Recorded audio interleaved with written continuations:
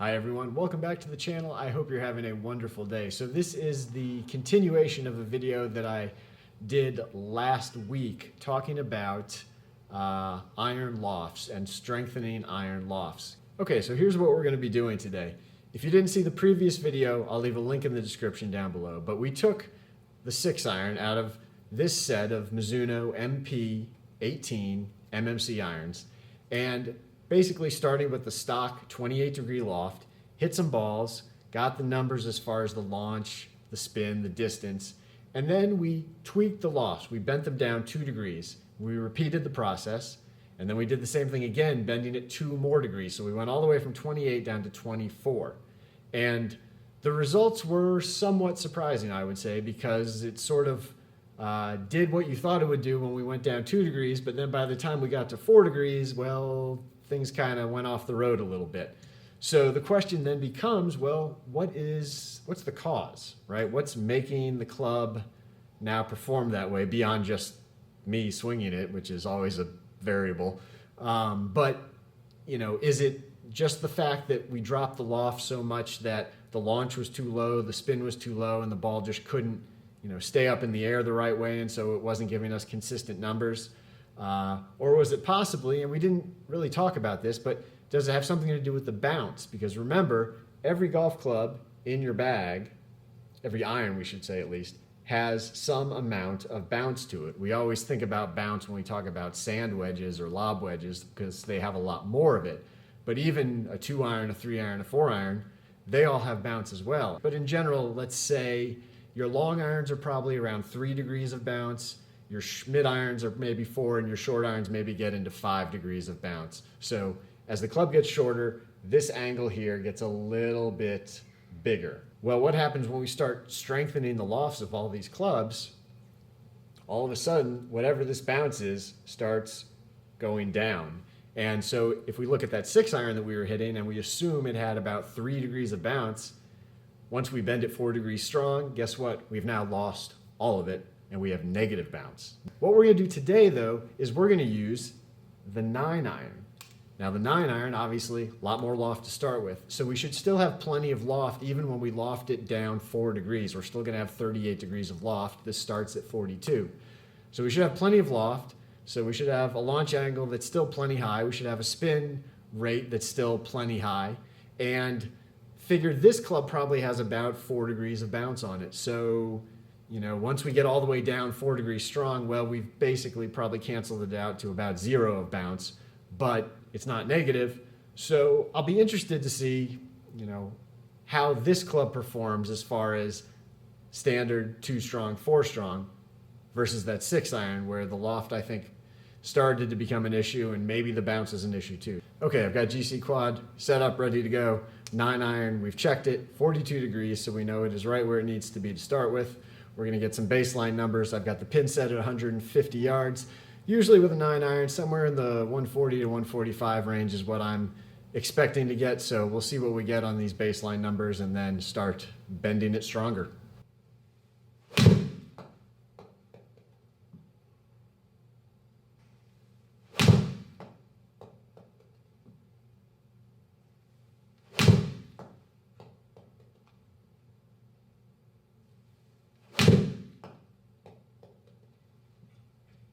Okay, here's our initial numbers. Hit 4 balls, all of them pretty good, so we'll go ahead and just use those numbers. Ball speed was 107.6. The launch angle was 23.3.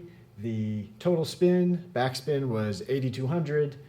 And the descent angle was 50.1 degrees.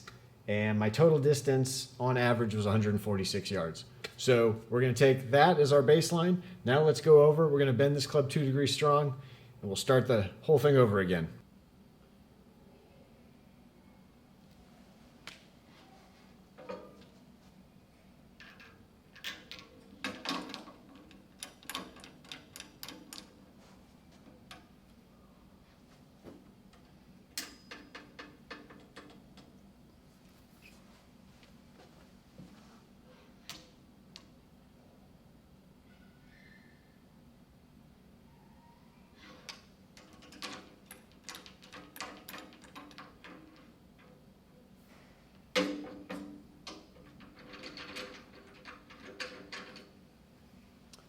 Okay, 40 degrees.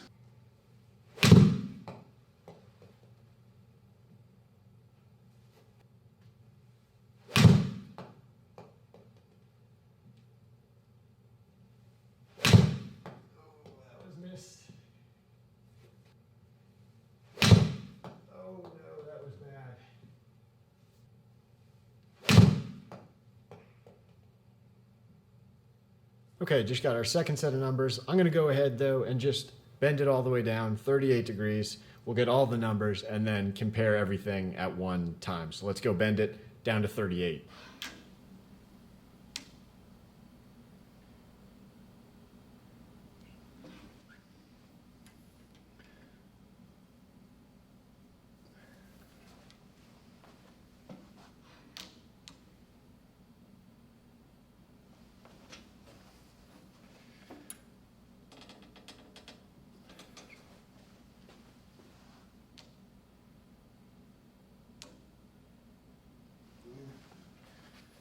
Just a fraction more.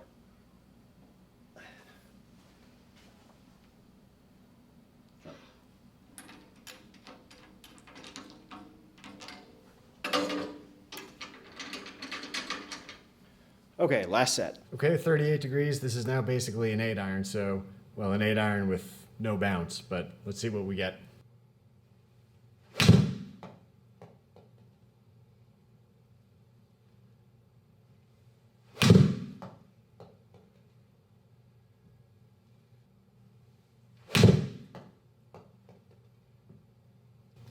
Try and hit one more good one. I just want to also point out the other thing to be aware of whenever you're doing this, whenever you're bending a club either stronger or weaker, is you are going to change the amount of offset that you're presented with. Anytime you start delofting a club, making it stronger, you're going to be adding more offset. And you can, I didn't really notice it at all with the 2 degrees, but at 4 degrees, I don't know if you can see this, but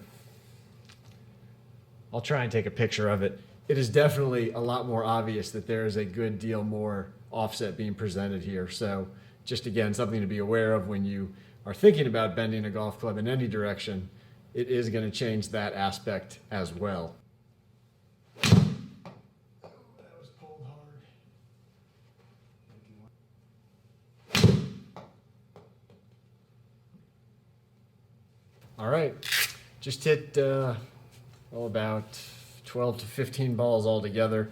Only ended up really tossing 1 or 2 that were just a little bit too far off, but most of them were decent enough where I felt like the numbers were representative of what was actually happening. So let's go ahead, again, look at the numbers, starting with our baseline at 42 degrees. So average clubhead speed, average ball speed, 107.6, launch angle, 23.3, total spin, 8,200, and a descent angle of 50 degrees, 50.1. Total distance, 146 yards. Once we dropped everything 2 degrees, everything basically went kind of like it did with the 6 iron, honestly. So the ball speed jumped up a little bit to about 110. The launch angle went down about 1 degree. The backspin went down about 500 RPM, so a little bit less than what the 6 iron did. And the descent angle just fractionally dropped down to 49.7. Overall distance did jump up about 6 yards to 152 on average.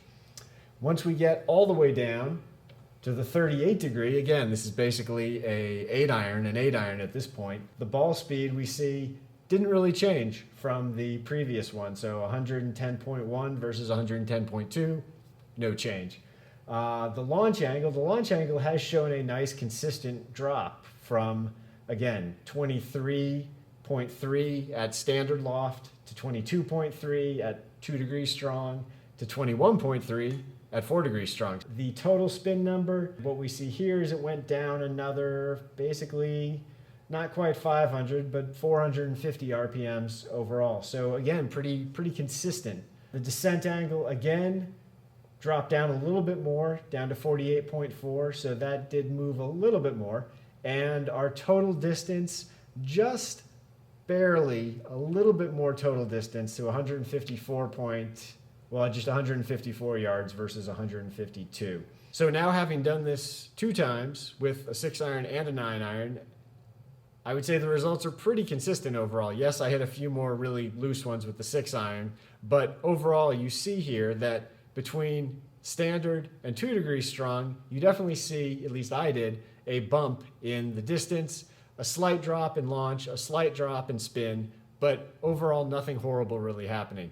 When you get to 4 degrees, things started to get a little more inconsistent, and in this case with the 9-iron, you really didn't see enough of a difference, I would say, in in the distance numbers to really make it worth the effort. So I would say if you're interested in getting your irons bent stronger, if you're interested in ordering a set of irons bent stronger, I think 2 degrees, perfectly acceptable. I think that is going to get you definitely a little more distance.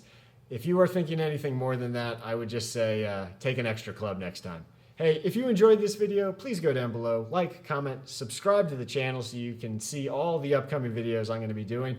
I'll probably even maybe do one more in this series and see if I break out the 5-iron, see what happens if we start lofting down the 5-iron, seeing how nasty it can possibly get. But there's going to be a lot more videos coming on this channel, so make sure you're subscribed to it and make sure you've hit that bell icon so you'll be alerted when I post new videos. Also, if you haven't, please check out my other channel at Mobile Club Maker Golf, and I will see you next time. Take care.